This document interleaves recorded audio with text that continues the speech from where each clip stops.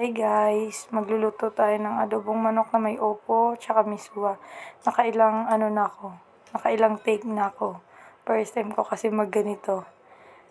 Papakita ko sa inyo kung paano magluto ng adobong may opo tsaka miswa. Yan, naka-timelapse layo kasi nga para mabilisan yung video natin kasi masyadong mahaba to. Yan na guys, nagigisa na, nagmimikos-mikos insa na tayo. Yan.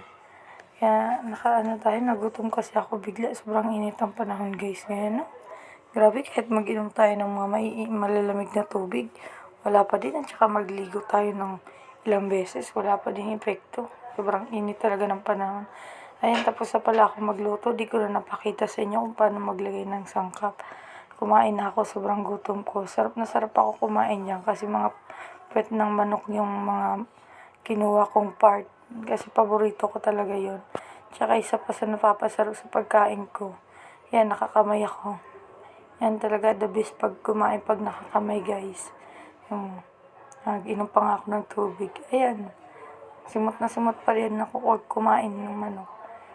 Buto na lang talaga natitira pag ako ang kumakain ng manok.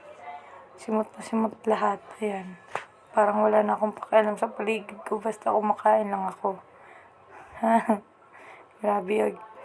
Simot na guys. Yun, kawawa naman yung manok. Yun lang guys. Thank you.